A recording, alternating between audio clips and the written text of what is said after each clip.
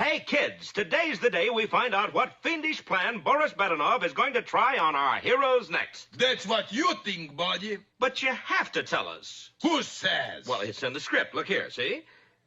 Phooey! That's what I think of script. Nobody tells Boris Badenov what to do. Oh, dear. Meanwhile, our heroes, Rocky and Bullwinkle... Hokey Smoke, are we on? You're a page and a half ahead, fella. Well, I know, but the script got torn up. Uh-oh. Meanwhile, our heroes are nearing the fishing resort of Angel's Cramp with their underground herd of fishing worms. Hokey Smoke, I hope we make it, Bullwinkle. That's my line. Sorry, Rock, I'm still a little confused. Meanwhile, at the big fishing resort... That's my line. Sorry. Oh, dear.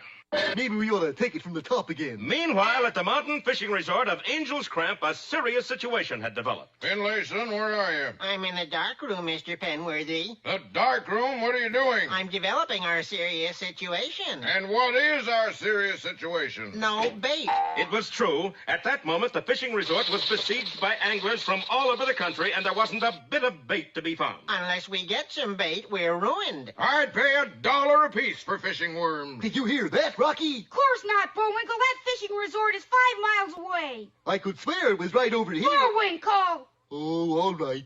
You know, something tells me our herd of worms may be worth $1 apiece. No kidding! Then we had best get a wiggle on. Worm-wise, that is. Everybody up! Let's go! Hit 'em up, pull 'em out, hit 'em up, pull 'em out. Medium rare hide. Medium rare hide. I can't stand it raw.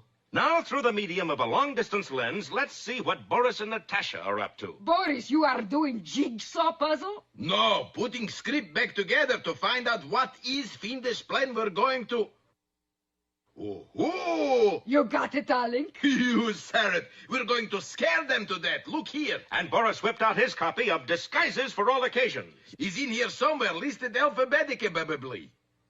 Let's see. Admiral disguise, Easter Bunny disguise, Uncle Sam disguise, villain disguise. Boris, that's what you're wearing now. Of course. You don't think I really look like this? Aha, here we are. Oh, that's terrible. What's that? Right. No, darling, I asked, what's that? That's it, Natasha. This is disguise of mysterious monster called what's that? Quick, hand me my kit. We're going to make up all the way? You said it. The sky's the limit. And the two no-goodniks ducked behind a nearby rock. A few moments later, a horrendous monster emerged and started toward Rocky and Bullwinkle, who, all unaware of their impending danger, were driving their herd of worms nearer to their destination. Angel's Cramp, 2 miles. Boy, am I glad. With all this here walking, the fella could get saddle sores on his feet. Well, come on. We just have to drive our herd through that pass and we're finished. But Rocky and Bullwinkle were finished sooner than that, for as they approached the narrow gorge... Good heavens! What's that? And frightened out of their wits, our heroes dashed away, leaving the whole underground herd to the mercy of the wily What's That? Or as we know him, Boris Badenov. Don't miss our next episode, Make Believe Monster, or Once Upon a Crime.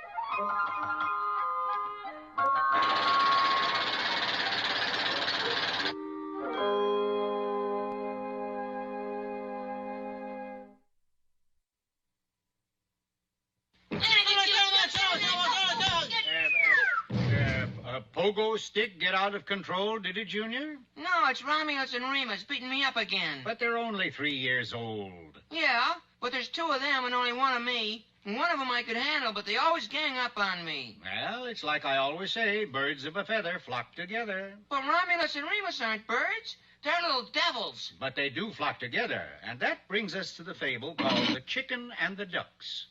We all know the ducks fly south for the winter, but what about the chicken? If he's in the north, he stays north, freezing in a cold old coop. Now I know what Admiral Byrd must have felt like. You think you got it bad, hon? You ought to sit on these cold eggs. Well, I've had it. Next year, I'm going to join up with the ducks and fly to Miami. And sure enough, when winter rolled around the following year, the ringneck mallards had a ringer in the ranks. Hey, Murdoch, what kind of a duck is that flying next to you? I don't know. I'll ask him. Hey, Jack, you a canvasback? No. A teal? No. Ask me if I'm a Rhode Island Red. Okay. You a Rhode Island Red? No, but thanks for asking. It's true, he was a Plymouth Rock. A week or so later, the migrating flock reached Florida and quickly came to roost on the shores of Miami Bay. That's when an emergency meeting of the exclusive Duck Club was held. Murdoch says we got a chicken amongst us, and this is a club for ducks. He's got to go. All in favor say quack. Quack, quack, quack, quack. Murdoch, throw him out. Ah, but that chicken was not chicken. Ducks, we'll have no more of that. I'm a bird, and I've got just as much right here as the rest of you birds. It was then that Murdoch and Feeney, who had been bosom pals since egghood, made a solemn vow. And we shall join forces And together never rest until that chick is chucked out. So they sent away for a diabolical contraption called a rocket chair. According to the instructions, all we got to do is get the chicken to sit in a chair, press button A, and he'll be launched into outer space. Here he comes now. Say, you look pretty tired. Yeah, why don't you sit down? Thank you, I will. Press button A. Well, I'll see you birds later. Something went wrong. Look, I'll sit in a chair and we'll find out why this thing went awry. Okay. You comfy? Yeah, okay. Press button A.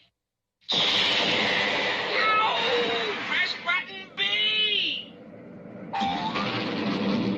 We should have got one with a C button. Maybe a Wookie button. What's with a toy chicken, Feeney? I sent away for it. The same place we got the rocket chair? Now look, you watch what happens when I wind her up. Say, haven't we met before? Paris? Rome?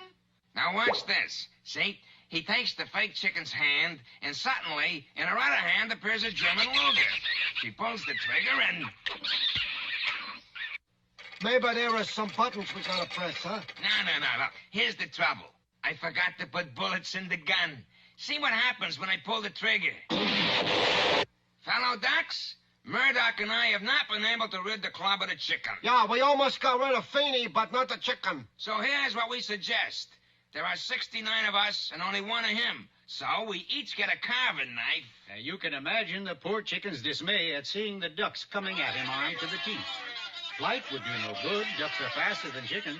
Then suddenly he remembered something he saw a few minutes ago. An old barge had been towed into the bay, and a sign on its bow read, "For Navy Target Practice." Even at that very moment, a plane flew high above it and dropped a bomb. Stop, you ducks, stop. I am a magic chicken. Don't listen to him. I am a magic chicken, and I can prove it. So saying, he pulled a feather from his tail, held it aloft, and proclaimed in a loud chicken voice, I hereby order that yonder barge sitting out in the bay be destroyed. The barge blew up along with Feeney's and Murdoch's planes. The chicken was made an honorary duck, and as for Feeney and Murdoch, they spent the rest of the winter pulling out their tail feathers and making all kinds of crazy wishes, none of which came true. That's some fable, Pop. Yes, and you can see why I use the adage, birds of a feather flock together. I'd say it a little differently. How so? Birds of a feather pluck together. Go play with Romulus and Remus, son.